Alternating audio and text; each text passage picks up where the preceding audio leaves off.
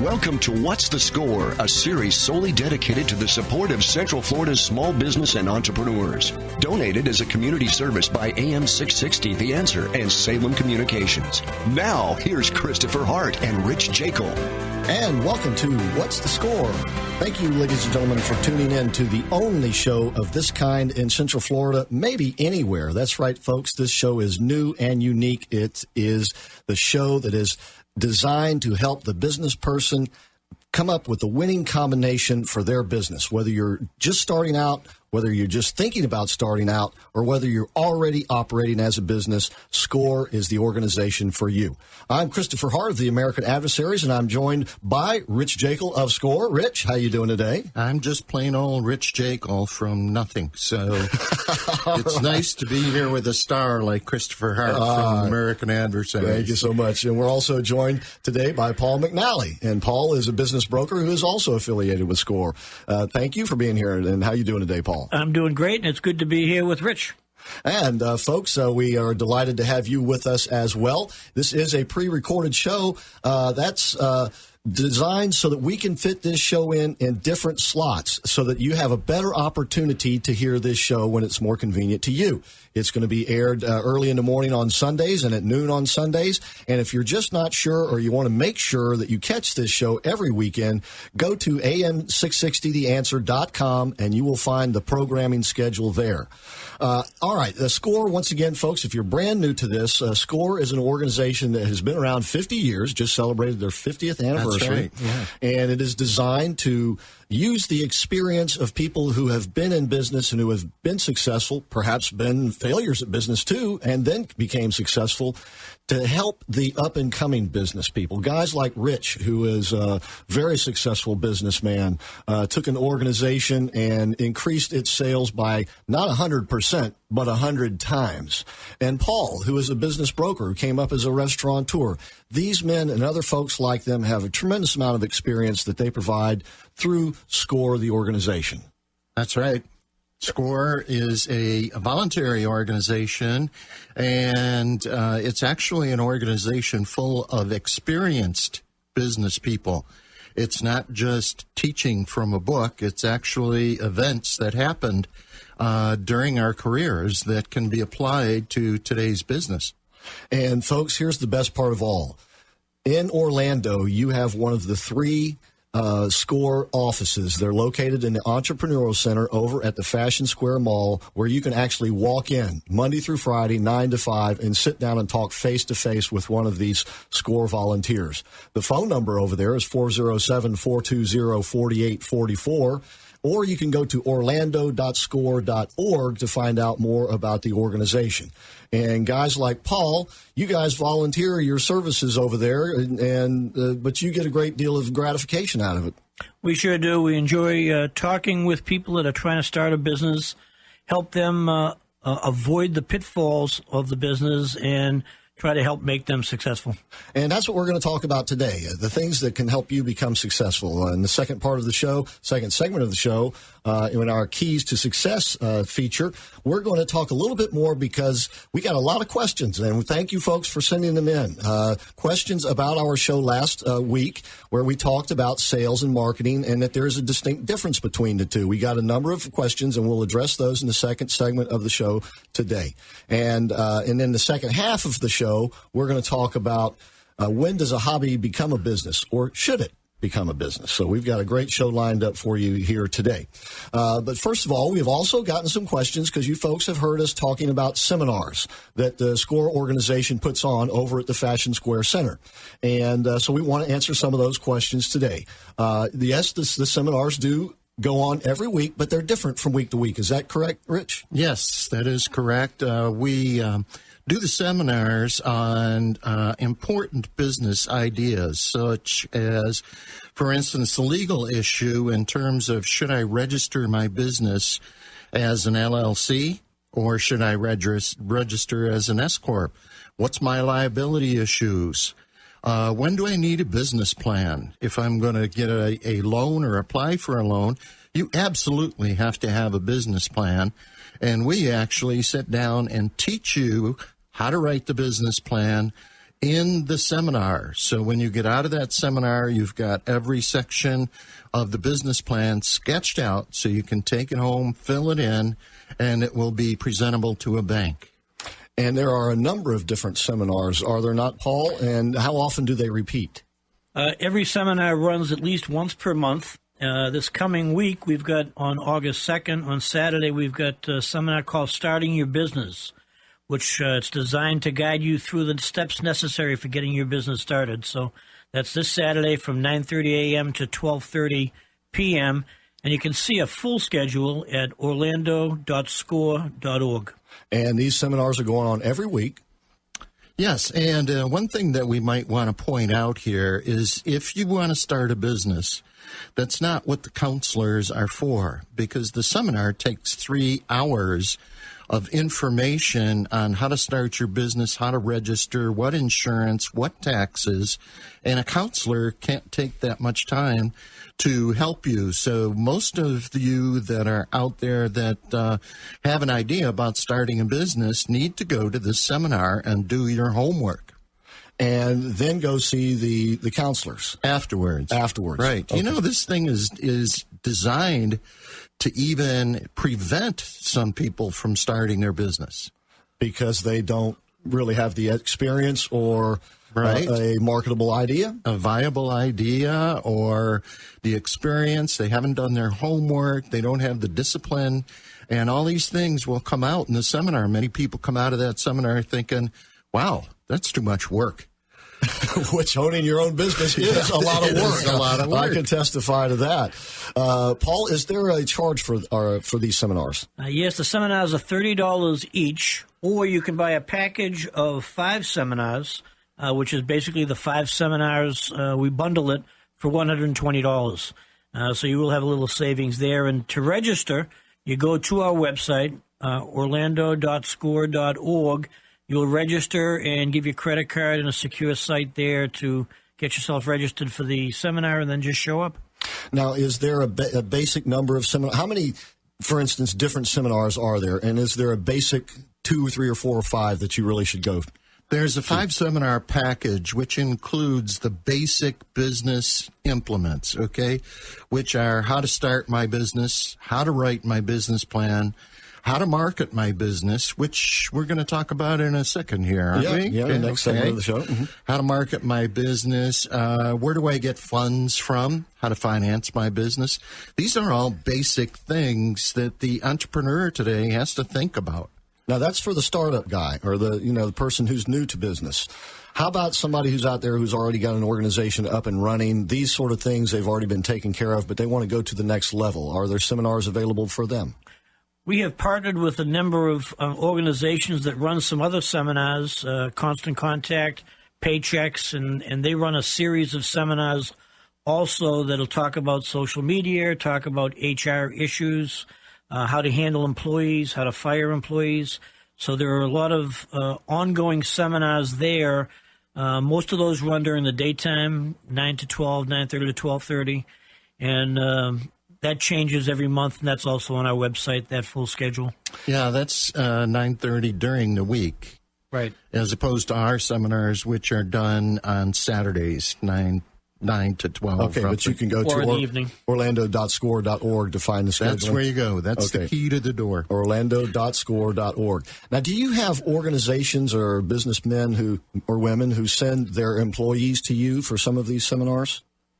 We've had some that will send them for some of the seminars that key in on the areas that they cover in the business. Absolutely. All right. So, folks, if you're out there and you've got a business, and you have employees, SCORE may be there for you as well. We have even had schools, higher level schools, send a graduating class to the seminar of how do I start my own business. For instance, the tech schools that are around today. I'm not going to name names, but it's great that they learn a technology or they learn a skill, but they don't know anything about starting their business. So we do work in conjunction with some of those schools and teaching the graduates, here's what you need to do. Right. Yeah, it's that you mentioned that. I've come to the conclusion over the years as a business person starting out as a part-time business person, that basically to have a successful business, you basically have two jobs in one. You have the job of doing whatever the business is that it provides, making a product or providing a service. But then you have the job of running the business, which includes marketing and sales and things like that. And if you are lax in either one, you are certain to fail. Yeah. You can't be an expert at everything.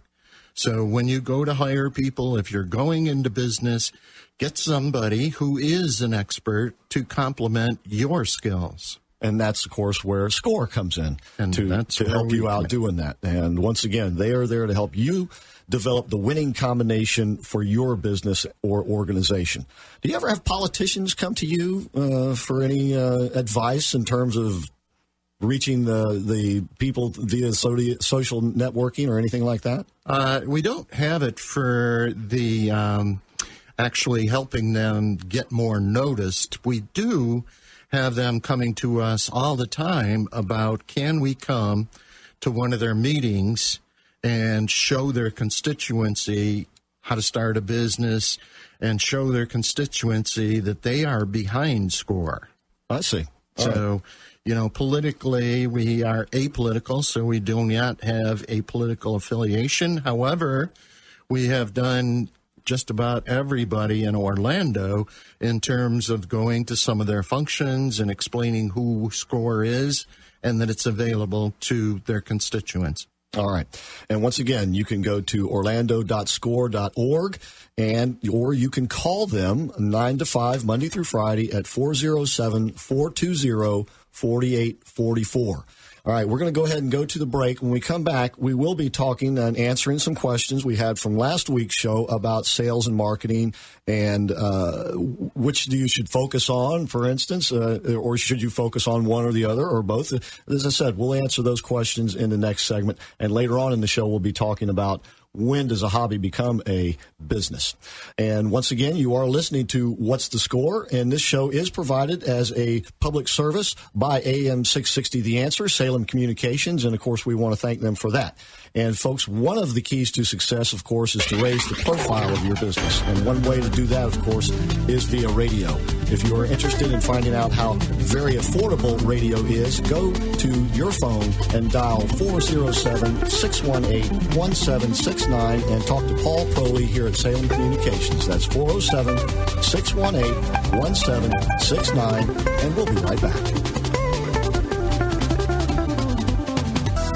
Welcome back to What's the Score? Once again, thank you for being with us, and we are here to help that winning combination for your business or organization. I am Christopher Hart, along with Rich Jaeckle and Paul McNally. And once again, if you have questions, and we're going to answer some questions here in a moment from last week's show, if you have questions, where can they send them again there, Paul? They can send those questions to score@nationalec.org. Okay, that's score@nationalec.org. And, Rich, you wanted to say a couple of words before we actually go to some of these questions. Right. I want to remind everybody that National EC actually is National Entrepreneur Center, and it's located in the Fashion Square Mall. So when you go to Fashion Square Mall, don't go expecting to see SCORE. You are going to see National Entrepreneur Center, of which SCORE is a part. Yeah, and then go on in and speak to the receptionist, and right. She will connect you with the right person. That's right. And that is 9 to 5, Monday through Friday, and it's located sort of sandwiched in between Sears and Penny's. Penny's, right. Exactly. Yep. Uh-huh. Yep. Okay.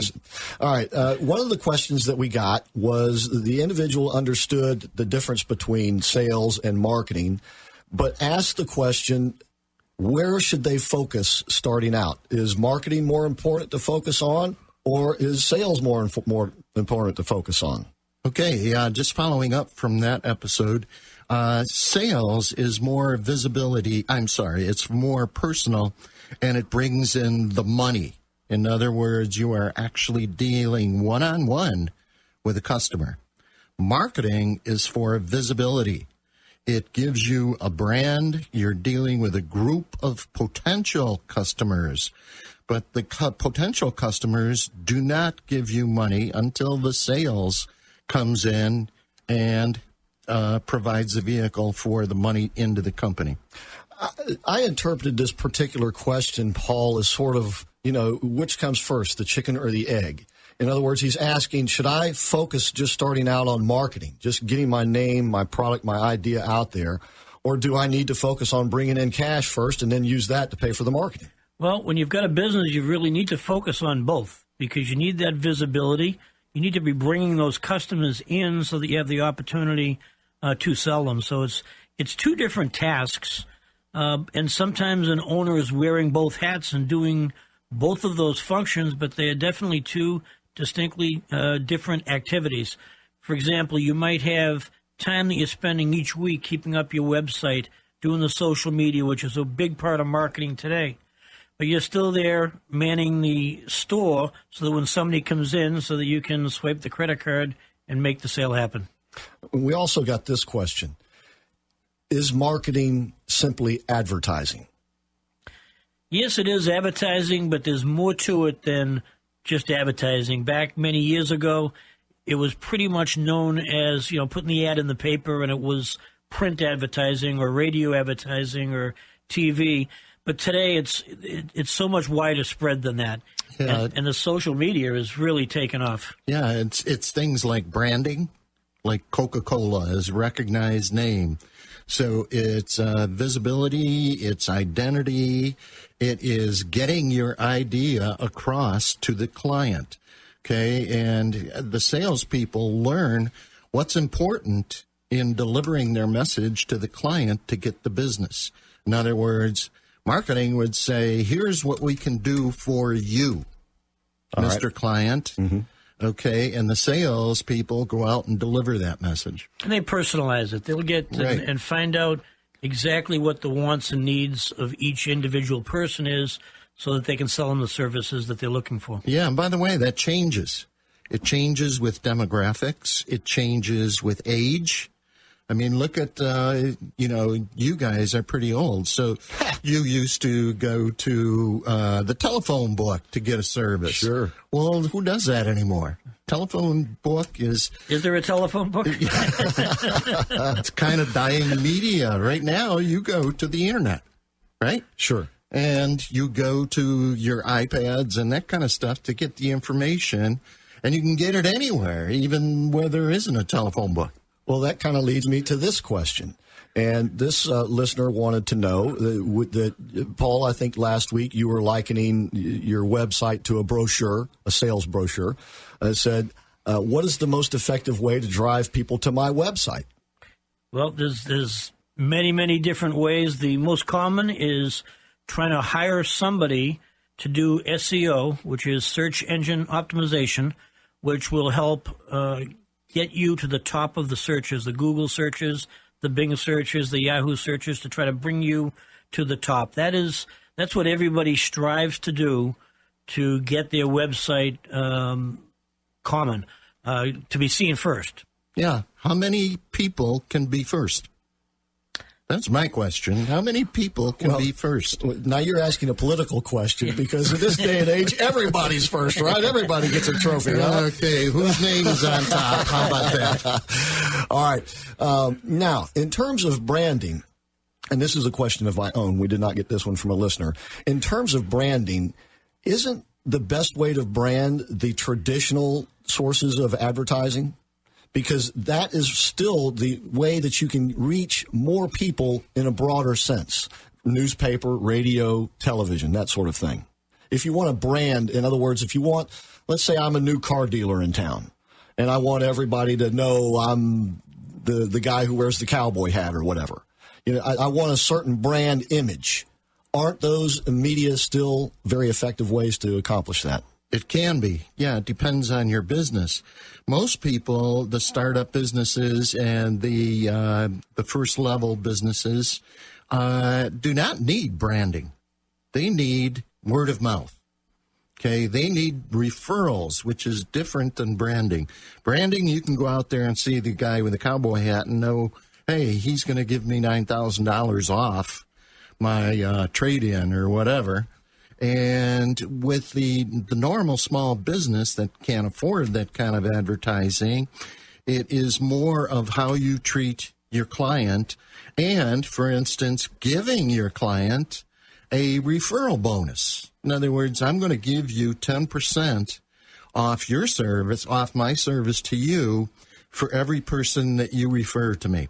Is that a common practice in this day and age, Paul? Well, discounting is a big practice these days, so it happens. One of the interesting things about social media today versus the traditional print and radio, many years ago, before the internet was readily used on this and Facebook and the other methods of social media, people would have to spend a lot of money to do this advertising, and that was part of their main focus, and a lot of their initial startup funds went to advertising. The social media is very, very inexpensive to advertise. It takes time. Yeah, it's free most of the time. So it's time more than money, and it really gives the small guy a little bit of an advantage. Yeah. But I think that the key there is, you say, it takes time. And most small business people, unless they're really into that or that's part of their business, they don't have the time that it might take in order to do that. They don't. But a lot of these younger people that are going into business, that's second nature to them, the whole social media. Yeah, so if it was one of us, we'd be befuddled, I'll tell you that. I mean, I couldn't figure it out.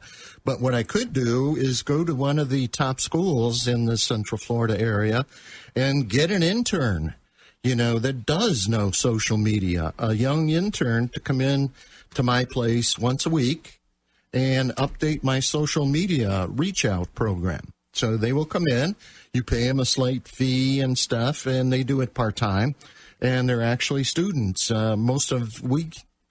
have about 4 or 5 of them running around SCORE, and they are just earning money for school. They're almost always graduate students. A lot of those students also are required to do internships, so it's helping them with their education. And once again, folks, SCORE is a voluntary organization. If you are a business person out there and you would like to become a part of SCORE as a mentor rather than someone that they mentor to, client, their client, there you go, thank you. Give them a call at 407-420-4844. There's a screening process. If you can make it through that, you can be a mentor. Or once again, go to orlando.score.org to find out more about that. And do you work with the schools to get the interns, or do they come to you? No, we work with the schools. And you mentioned the screening part to get into SCORE. Yes, all of our mentors are screened for their experience, their skills, etc. How Paul got in is way beyond me. Every once in a while, one sneaks by. And he is also the chairman-elect. He's going to be the next chairman of SCORE. Is that right? Congratulations. Thank you. And we might be cleaning out some of the old-timers that have been around for 13 years or more. Watch what you say. The new chairman's coming to town. Oh, please don't throw me in that briar patch. Okay, and one last question, and we may have sort of already touched on this, but this listener wanted to know, I've got a certain budget. How should I divide that up between marketing and sales? Either one of you fellows want to take that? The new businesses do not need marketing. They need sales. They need money coming in to do their marketing. At what point then, Paul, should they begin to market? When they start having that extra money coming in, where they can start putting it to that. But they need to get the sales going, and then use some of those proceeds and some of that profit to go into the marketing side. Yeah, let us not forget here, sales is immediate. Marketing is long-term. So sales would be tactical, in other words, knocking on doors to get clients. Marketing is for the future. The future, right. It's to get your name out there for future sales. So you've got to have money to start out. And then you're going to learn a lot when you start out. Then you can do your marketing campaign. The good part about that, too, is when you start doing the sales part, you'll start identifying your clients, identifying your demographics, and then you'll know where to market to. So it's a step-by-step process, and the first step will tell you, in a way, where to take that next step. There you go. All right. Okay, and the next step for us, folks, is to go to the break. When we come back, we'll be talking about when should or when does a hobby become a business. And I'm sure the IRS probably has an opinion on this as well, but we'll get the opinion from Paul McNally and Rich Jaeckle here. And once again, if you have questions that you would like us to answer on the next show, just go to score@nationalec.org. That's score@nationalec.org, and just follow the prompts and enter in the questions, and we will be happy to answer them on the next show to the best of our abilities. And once again, you can also call at 407-420-4844. All right. And when we come back, we will continue the conversation, and I hope you'll be there with us as well. Yeah, I've got a big story to tell you about my family. All right.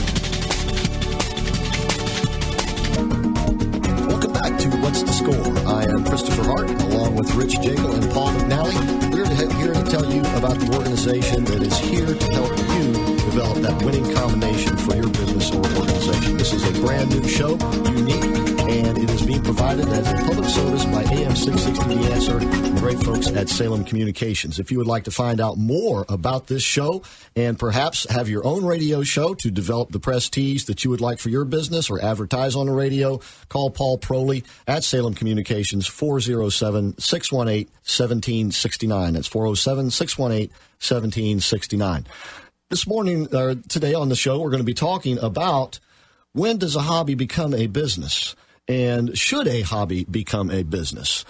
So, Rich, first, take the first question. Well, I want to tell you about my family first. Sure, okay? Go ahead. Because I dropped off with that before the break. I'm sorry, yeah. Yep. So, my wife has 3 sisters, okay? So, I have 3 brother-in-laws, and when we get together, there's not 4 guys sadder than the 4 of us on the face of the planet. Why would that be?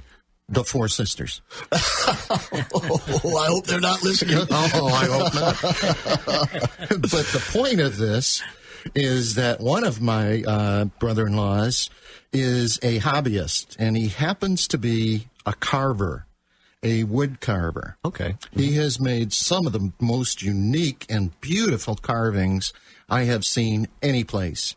Now, we have had multiple conversations about my thought, why don't you go out and sell this stuff? It's so beautiful. I mean, like Christmas Santa Clauses and canes and just all kinds of stuff that he does. And I'm always on him about sell the stuff. Sure. And he always tells me I'm full of it. So today we're going to discuss, is he right or am I right? Well, Paul, some people, would think a hobby and becoming a business is a natural progression of things. Well, it is, and a lot of people have done exactly what your brother-in-law has done, Rich, at the flea markets, at some of these farmers markets, where they've taken those crafts, taken something that they have enjoyed doing and do a good job with, and turning it into a small business. Is he reluctant because these are treasures to him?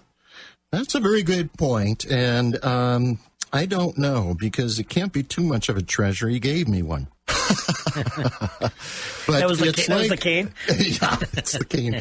It's like, you take, and I've used this reference before, but it's like you take a plate of cupcakes that you baked to a get-together, and everybody at the get-together says, you really need to sell these cupcakes, right? Mm-hmm. So it's a hobby for you to bake the good cupcakes.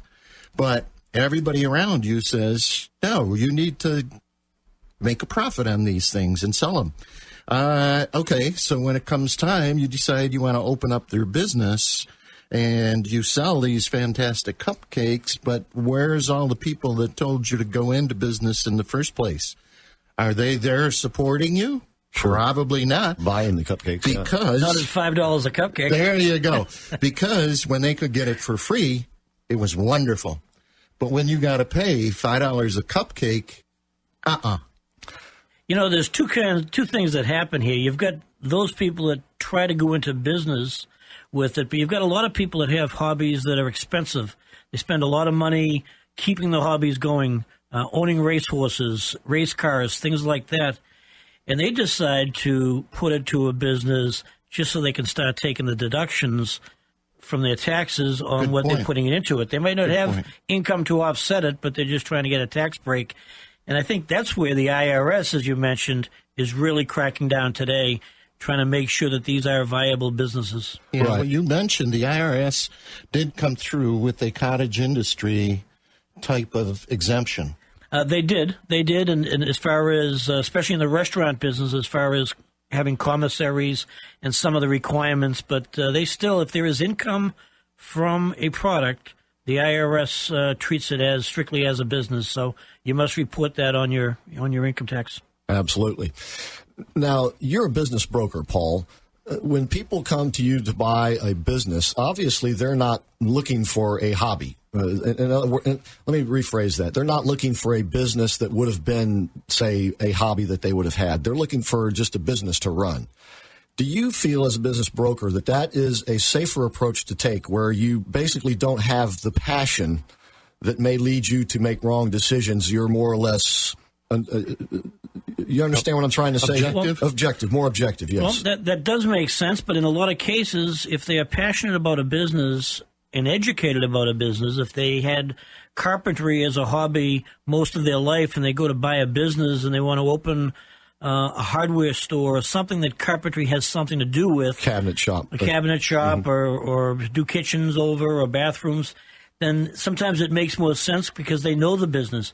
I'll tell you a prime example of a guest that we had on week one, John Cheek, who was in the Orlando Brewing Company. Yep. Before he was in the brewing company for a business, he was a home brewer and did this as a hobby. That's right. And he, the same thing, he would give his home brew away to, his friends and stuff. And they all said, well, why don't you get into business? This is really good. And he did. And he was lucky. How so being lucky? Because he actually got customers, instead of, as we pointed out earlier, giving the beer away for nothing. He's now charging like $5 a glass, $5.50 a glass. Right. So that's a pretty steep jump for somebody who says, I really like your beer. Do you like my beer well enough to pay $5.50 for it? Sure. That's the key question. When somebody says that, I love your cupcakes, how much would you pay for them? Sure. Now, when we're talking about hobbies, obviously there are some hobbies that, wouldn't be, qualified as a business, say flying remote-controlled airplanes or something like that. Right. However, the hobbies that do become businesses, Rich, how often do people come to you with that type of idea? In other words, I've been doing this as a hobby and I want to take it to a business level. Right. And let's take my brother-in-law again, please. We'll take it. Does the sister-in-law come with the package, right? No. I'm glad they don't get their show in Buffalo. Yeah, there you go. Really? Okay, here's the big question I ask him. Is it art or is it a product? There's two ways of presenting, let's take his carvings. Are they art or is it just a product that can be sold at the flea market? Because those are two different venues. The flea market is one, but if it's art, it belongs in an upscale gallery or someplace where people will know that it's a more expensive piece. And pay a higher price. You see what I'm saying here? Sure. So if you buy let's say a little Santa Claus, hand-carved Santa Claus, hand-painted, hand everything, and it's mass-produced in China, I can pay, what, $1.50 for it? Sure. Okay, but if you go to my brother-in-law's place, Tim, he spends a week carving a Santa Claus.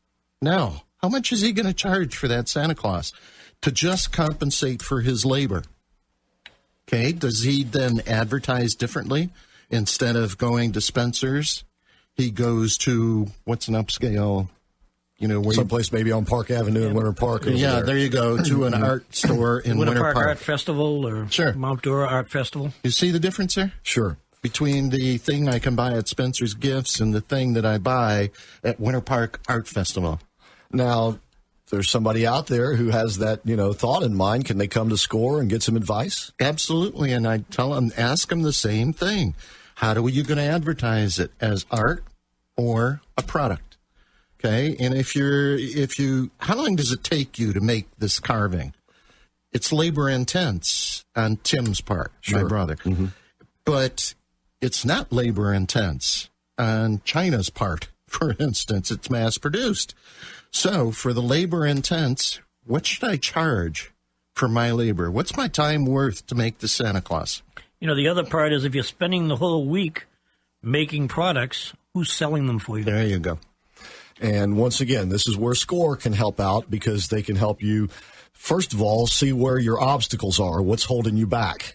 And then second of all, help you overcome them. One of the biggest pitfalls in the arts and doing these crafts and stuff like that is, how many can you make in a week? So, if you close a big order for one of the fine stores in Winter Park and they want 50 of these things, how long are they going to wait for 50 of them? Because it takes you a week to do one. So that's a year before they get their 50. They don't want that. So that's the biggest pitfall to creating. I mean, like a birdhouse, you can create some pretty beautiful birdhouses in a half a day. Is there any one hobby that people focus on the most, like, for instance, cooking, opening a restaurant? Do a lot of people who open restaurants, is that more or less a hobby of theirs? It may have started out that way. I think you see more people in the craft business that are trying to turn hobbies into businesses via the flea markets and the farmers markets. Is there any more one way or the other, men or women, who are doing these? No, I think it's pretty mixed. Pretty mixed. So anybody out there? I think it's primarily the women who will start something food related or dress related. Okay. All right. A lot of them are making their own unique dresses and clothing, like period clothing, that kind of stuff. I've had people come in. I said, first thing, how big is your target market? How many people are going to come in and buy a homemade shirt that is made to look like an 1850s. Yeah.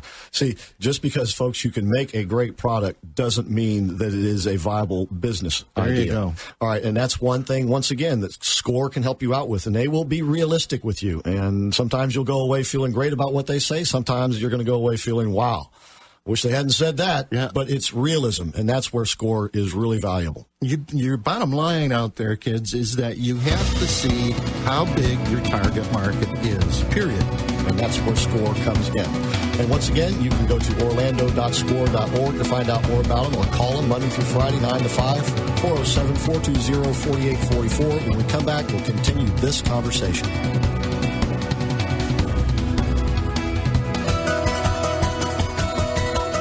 Welcome back to What's the Score, the show designed to help you come up with that winning combination for your business. The brand new, unique show brought to you by AM 660 The Answer and Salem Communications. Rich Jaeckle, you wanted to say something to start this segment. Yes, I did. I want to thank all of our veterans out there.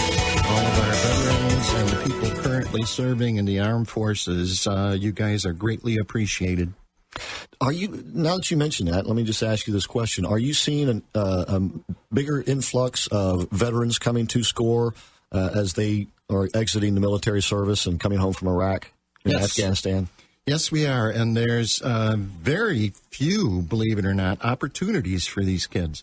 And what we try to do with the, in conjunction with the veterans, the VA, is to teach these guys how to start a small business. For instance, SCORE had a program where the veterans could come in and take the five seminar series for free. Just, prove your service. And it was being paid for in part by the veterans, the VA, but also in part by SCORE. Is that still available? It is not. Okay. No, we're not getting the support we needed from the government in terms of funding, so we had to disband it. Oh, that's perhaps something we can take up with Congressman. All right. Paul and Rich, we were talking about a hobby becoming a business. Obviously, we're coming up on the Christmas season. Believe it or not, it's already August. Is this the best time to take a hobby to a business? Because it seems to me a lot of hobbies are going to be a product, or most likely a product. And in some cases, I suppose, a service. But most likely it's going to be a product. So it's going to be something you're going to want to sell, and as many of them as possible. And, of course, this is the buying season. Is this the time to do it? It is. And, in fact, most retail sales, about 75% of most retail companies, their business is done in the Christmas season. Most of it between Thanksgiving and Christmas. That's still true to this day. Absolutely. So what happens on a lot of these small companies that are doing crafts, you're making products all year long, putting money out, keeping inventory to be able to sell them in that 5-6 week period. Now, today we have Amazon, you have eBay. A lot of people think that that's, the ticket. I'll take my hobby and I'll sell it on Amazon or eBay. Is that enough? There's plenty of business that's being done there, but the competition is pretty fierce there too. And, if it's a product-based item, especially a craft, it's people want to pick it up, touch it, feel it, see it, smell it. I mean, that's the key, and you're not going to get that on eBay or Amazon. Right. Would you pay the same amount, for, say, one of Tim's pieces of art on eBay as you would in an airport gift store? Oh, not likely. Right. Probably not. The airport gift store is more high-end stuff, and plus the trinkets and stuff from the local city, right? So that's a big talking point when they come in to score is, where is your target market? Okay, and who are they? And what's your season? Now, you guys, the green thing, right? That's come into vogue. Sure. Everybody wants green, and more vegans out there than ever. And I was up in St. Augustine this past week and happened to go to the distillery that opened up there. It's the first distillery in Florida that is allowed to sell rum and whiskey and that kind of stuff. Now, all the products that they get for their distillery are all homegrown in St. Johns County by hobbyists. In other words, they aren't retail farmers. They just grow it for their own consumption.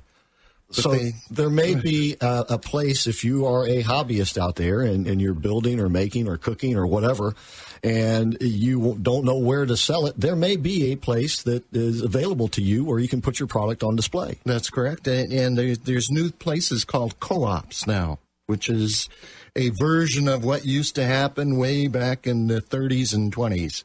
Co-ops, like Sanford, Florida, used to be the celery capital of the world, right? Sure. Okay, well, Sanford was a group of farmers that all got together and said, okay, we're going to sell our celery to the distributors out there, the retail distributors, but we're all going to get the same price, so there's no competition. Now, they did that, and that was called their co-op. It was called the celery co-op or something like that. I wasn't around in those days. Isn't today they call that price fixing? I was going to say, today they'll call that a federal crime and lock you up. But no. It had nothing to do with that. It had to do with the local farmers knew what they needed. So, right. There were some farmers that would grow a lower grade of celery, and they would sell to that market. And then there were other farms who would sell to the higher grades like Dole and the premium grades, and those were different. And nowadays, if you go and try to sell celery or something to a co-op or a store where they can put it on display and stuff, the vegetarians, the vegans, and just the people who want organically grown produce and things like that gobble it up. All right. Once again, folks, we're talking about when does or should a hobby become a business. And if you have questions about this subject, or if you have questions about any other subject that we've talked about on the show, or suggestions for future subject matter, please send them to us at score@nationalec.org. That's score@nationalec.org. We will read each and every one, and we'll answer as many questions as we possibly can. Paul, you're a business broker. I want to ask you this. Do you happen to know, or are there any statistics that could tell us, do hobby-related businesses fail more often or less often than, say, someone who just comes in and buys a business just because he wants something as a source of income? I don't have any statistics on that, but the businesses that we see obviously are the ones that are successful, and a lot of them did start out as hobbies, especially in the photography business, and many of those businesses started out as a hobby back when somebody was younger, and it grew into a bigger business, and they developed it and then eventually sold it. So we don't see the numbers on the failures. We see more of the successes, and there are plenty of successes out there. So it's not an area that people need to stay away from. They just need to ask the right questions, do the right homework, and make sure they're headed in the right direction. Rich. Yeah, I'd like to interject this, that in my brother-in-law's case, I told him, that if you want to sell your stuff, it is art and it's expensive and people would pay the price if it was advertised in the right place. However, it would stop being a hobby because now you have to make the product for consumers before you made the product for yourself, for your own enjoyment. Now you are forced to make this many. So what does that do to you emotionally, psychologically? Is that why some hobbyists end up selling those businesses, Paul? It could be. They get tired of that repetition. Yeah. It's no longer fun anymore. Yeah, they're creative people in general. And if somebody wants 10 of the same thing, then where's their creativity? It goes out the window. So each of these things has to be a separate thing. And then I've seen it many times is that people say, hey, this is becoming a business and I don't want it to be a business. I wanted it to be fun. I'm retired. I want to spend a couple hours each day carving. I don't want to be fixed to my carving desk for 10 hours a day, keeping up with the demand. One of the things that does happen, though, is a lot of times people will want to get in business, but we talked about capital last week and raising money, and they don't have the money to get in business. And this is one way that a lot of people do start off small and try to build it up over the course of time, and then their hope is 3, 4, 5 years down the road, they'll be able to quit their regular day job and just do this for their complete living. Good point. That's right. If they want to make a transition from a day job that they hate into something that they love, this is a great way to do it. And SCORE is there to help you folks all along the way. In particular, I think, and guys, correct me if I'm wrong, but I think in particular the person who's going with a hobby into business probably needs SCORE more than anybody else because they're taking a hobby into business, not starting it out per se with the business notion in mind. Well, think about what is their skill? It's going to be making the hobby. Exactly. It's the hobby itself. That's their skill. They don't know what to charge for it. Right. They don't know where to put it to make sure that it gets the greatest visibility. They don't even know how to approach the clients in most parts. And folks, if you're one of these people, if you have a hobby that you really like doing and you've had the thought, maybe even your family or friends are telling you that, man, you can make $1 million, go to SCORE. Talk to these guys. They'll tell you if you actually have something with potential or not. And if you do, they will tell you how to go to be a successful business. If you do not, they will tell you to go back and start all over again, back to the drawing board type thing. But they're going to be quite frank with you because they want to help you succeed. And the worst thing that they could do is to lie to you or pump you up and tell you false things in terms of your potentiality. And so that is why we appreciate very much here working with SCORE. And once again, if you have questions for future shows, please, or about this show or past shows, please do send them to us at SCORE@nationalec.org. That's SCORE@nationalec.org. If you would like to enroll for the seminars, if you would like to speak to a mentor at SCORE, go down to the Entrepreneurial Center in the Orlando Fashion Square Mall between Sears and Penny's. It's open 9 to 5, Monday through Friday. Walk into the Entrepreneurial Center and ask for the SCORE people. They'll know what to do. Or simply call them. Set up an appointment, 407-420-4844. Find out out when Rich is not going to be there, and then you can make the appointment to go in. That's good line. Very good point. 407-420-4844. And once again, we want to thank the great folks at Salem Communications for making this show possible as a public service announcement. And if you would like to find out more about how to have a radio show of your very own or to advertise on the radio, please call Paul Proley at Salem Communications, 407-618-1769. Call Paul at 407-618-1769. Tell him you heard about it on What's the Score. Okay, bottom line, hobby versus biz. How much time do you want to spend? If you want to make it a full-time job, it becomes a business. If you want to spend 10 hours a week, it's a hobby. All right. So, once again, folks, What's the Score is there for you to help you develop that winning combination for your business. And we'll be back next week with more from What's the Score.